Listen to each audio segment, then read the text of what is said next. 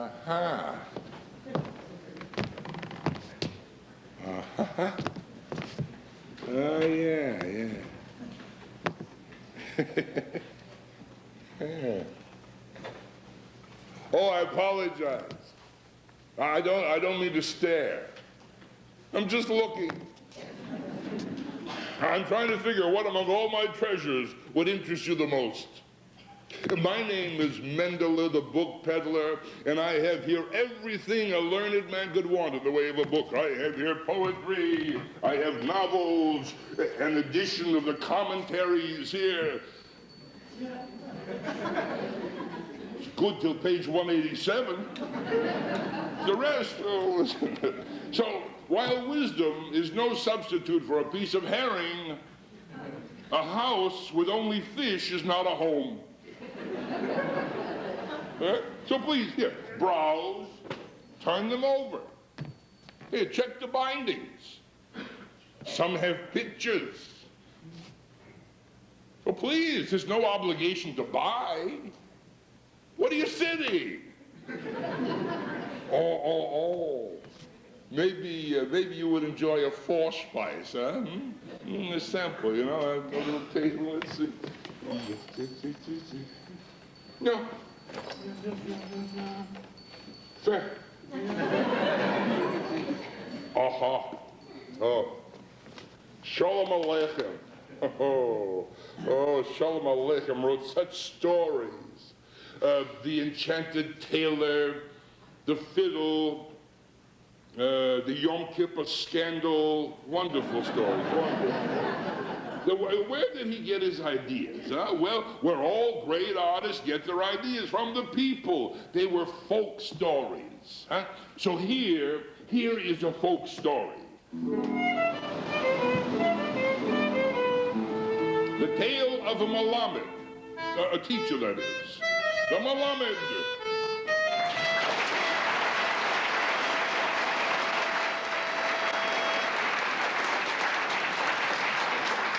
Of his good wife, Rivka,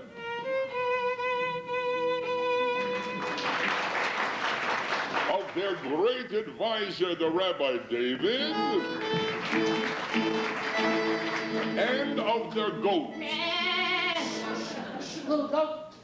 But mind you, this is no ordinary tale of a Malamed, his wife, the rabbi, and the goat. No, but the Malamed, his wife, the rabbi, and the goat of Chelm.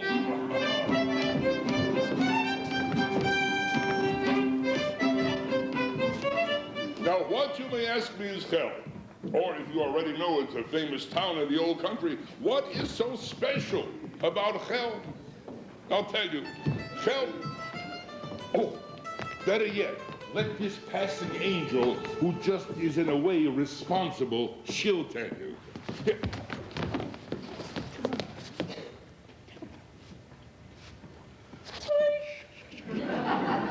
Please go ahead, darling. We're among friends.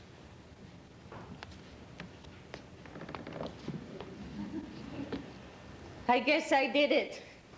Me, the angel Rochela, charged with distributing souls all over the earth. It's a big job, you'll admit. Sure. And one that it's understandable even an angel could get tired of doing after several centuries and make a mistake. Well, I was flying as usual with my 2 bags of souls. One naturally filled with wise souls and the other with foolish souls. So in Chelm, there is this high mountain and a very high tree, which I didn't see. The sun got in my eyes. So the tree ripped open the bag of foolish souls and spilled them down in Chelm. And that is how it came to be that Chelm is, well, filled with foolish souls.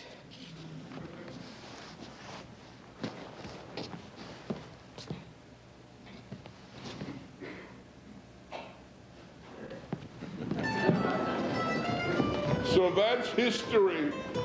Now for our story. But first, what is it like in Helm?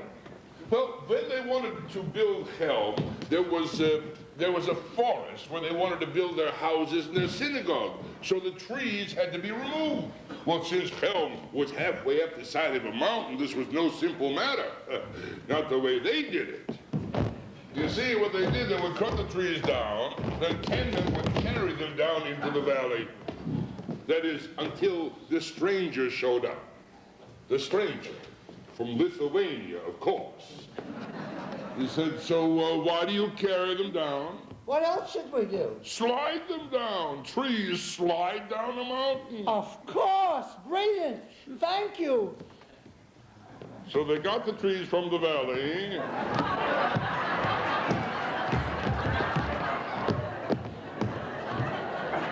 And as the stranger suggested, they slid them down.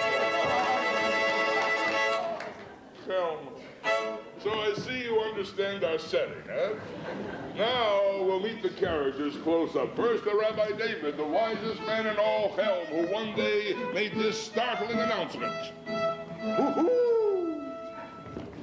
From now on, every poor man will eat cream, and every rich man drink sour milk. What? No. Yes, I've discovered how to do it. So tell us, please, Rabbi. Let the decree be issued that from now on, sour milk is called cream, and cream is called sour milk. Rabbi, something has been bothering me. Could you tell me, please, why does a dog wag his tail? Because, my child, the dog is stronger than the tail. Were it the other way around, the tail would wag the dog. So tell me then, Rabbi David, why does the hair on a man's head turn gray before his beard? What would you expect? The hair on the head is 20 years older than the beard. Rabbi, something else is troubling me. I have plenty of time. Why is the ocean so salty? You don't know that.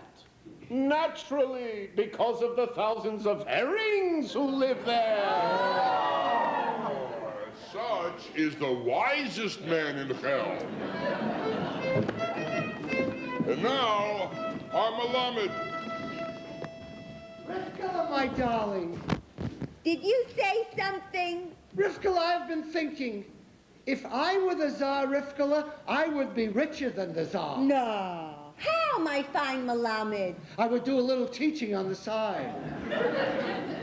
Now this is only one side to his character. For another side, I must tell you, one time the Melamed left Helm, and he forgot his slippers. So he wrote a letter to his wife.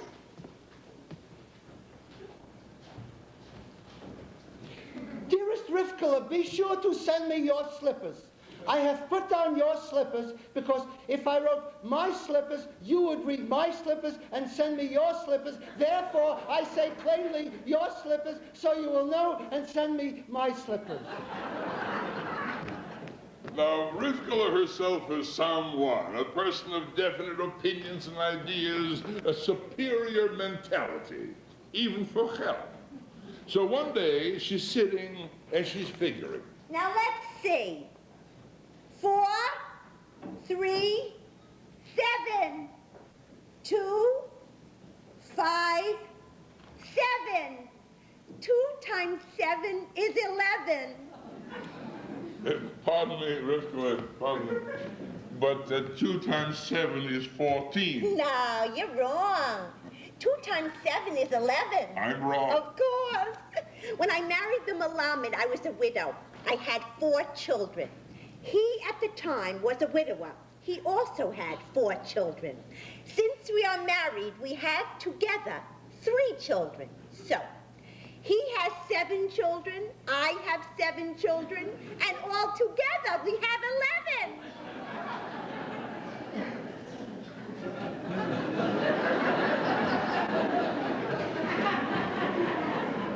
Now, we're almost ready for the story of the goat. I say we're almost because there's one last thing you must understand is the relationship between the Melamed and his wife. Now, please listen very carefully because this is no simple matter. Ah, you're back Shalom Alechmeim. Of course I'm back. I'm back. So where is the chicken I sent you to buy? Well, I went to the woman who sells the chickens, and she said her chickens were so fat that, I said, fat is better than chickens. So I went to the man who sells the fat, and he said his fat was so wonderful, it was like oil. Oil, I said, oil is better than fat. So when I got to the store, they said their oil was so pure, it was as pure as water. So instead of a chicken, I got a pitcher of water. Now we're ready for our story. Unless first, of course, you insist on a few words about the goat, huh? But after all, now, a goat is only a goat. Besides, what is to be said about a goat? Besides, the goat wasn't even in the town. It was in the next village, which was famous for its goats. And that is the point of this whole story. So one morning... How would you like to have blintzes for supper? Blintzes tonight? Why not? Why should we scrape and scrimp from morning to night and deprive ourselves all of our lives? Here is the money we have saved.